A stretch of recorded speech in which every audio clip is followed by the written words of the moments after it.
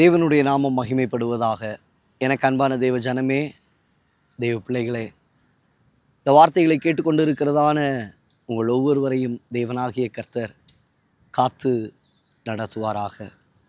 இந்த நாளிலும் தியானத்திற்கென்று லூக்கா எழுதின சுவிசேஷம் 18ஆம் அதிகாரம் 22வது வசனத்தில் வாசிக்கிறோம். இயேசு அதை கேட்டு, இன்னும் உன்னிடத்தில் ஒரு குறைவு உண்டு.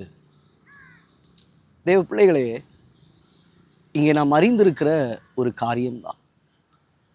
ஒரு தலைவன் அவன் தேவனிடத்தில் வந்து, இயேசுவினிடத்தில் வந்து, நல்ல போதகரே, நித்திய ஜீவனை பெற நான் என்ன செய்ய வேண்டும் என்று சொல்லி அவன் கேட்கிறதை நாம் பார்க்க முடியும்.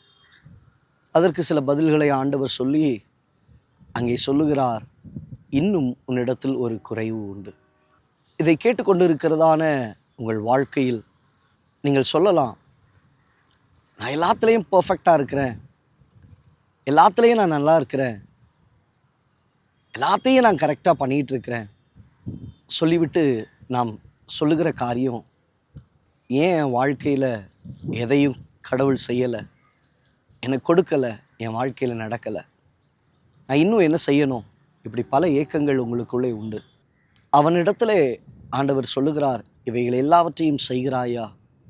ஆமாண்டவர், எல்லா கட்டளையும் நான் கீழ்ப்படுகிறேன். ஆனாலும் கர்த்தர் அவனிடம் பார்த்து சொல்லுகிறார், உன்னிடத்தில் ஒரு குறைவு உண்டு. நம்ம எல்லாருமே பூரணவான்கள் அல்ல தேவ பிள்ளையே, நம்ம எல்லாரும் பூரணவான்கள் அல்ல. வசனம் தெளிவாய் சொல்லுகிறது, நீ ஆதியில் கொண்டிருந்த அன்பை விட்டாயே என்று சொல்லி உன் பேரில் குறைவு உண்டு.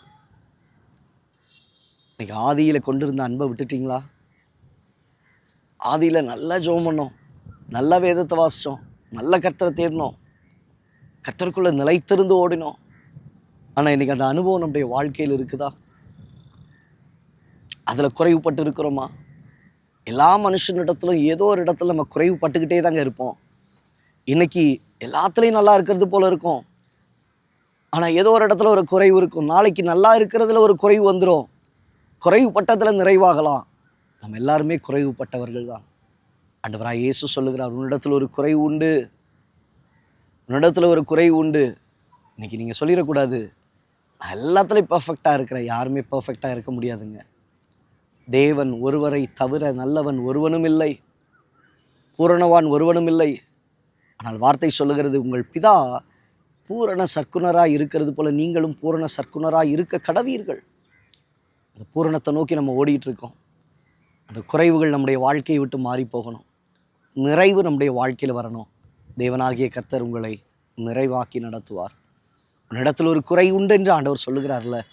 இன்றைக்கி தெய்வ சமூகத்தில் கொஞ்சம் நேரம் உட்காருங்க, என்ன குறைவு அப்படின்றத ஆராய்ஞ்சு பாருங்கள்.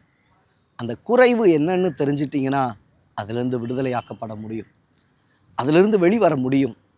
அதை நீங்கள் தெரிஞ்சுக்கணும்னு நினைக்கல அப்படின்னா நிச்சயமாய் சொல்லுகிறேன், நீங்கள் அதிலிருந்து வெளிவர முடியாது, விடுதலையாக்கப்பட முடியாது, தேவனும் உங்களை விடுவிக்க முடியாது. உங்களை விடுவிக்க நீங்கள் ஆராய்ந்து பாருங்கள், தேவ சமூகத்தில் உட்காருங்கள். தேவனாகிய கர்த்தர் உங்களுக்கு உதவி செய்ய அவர் வல்லமை உள்ளவராக இருக்கிறார். கண்களை பிடிச்சு ஜெபிக்கலாமா? நல்ல தகப்பனையுமே நாங்கள் துதிக்கிறோம், மகிமைப்படுத்துகிறோம்.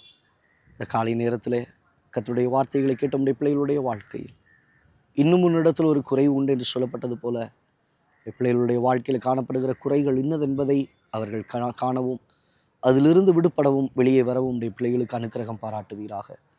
அதை தெய்வ சமூகத்தில் அமர்ந்து ஆராய அதற்கு வேண்டியதான அனுகூலத்தை கர்த்தருடைய ஆவியானவர் செய்ய ஜெபிக்கிறோம், தாழ்த்தி ஒப்பு கொடுக்கிறோம் இயேசுவின் நாமத்தில் பிதாவே, ஆமென். தெய்வ பிள்ளையே, உங்களுக்குள்ளே இருக்கிறதான அந்த சூழ்நிலைகளிலே கர்த்தர் உங்களை விடுதலையாக்குவாராக, சமாதானத்தை தருவாராக. தேவனாகிய கர்த்தர் கிருபையாய் உங்களை நடத்துவாராக.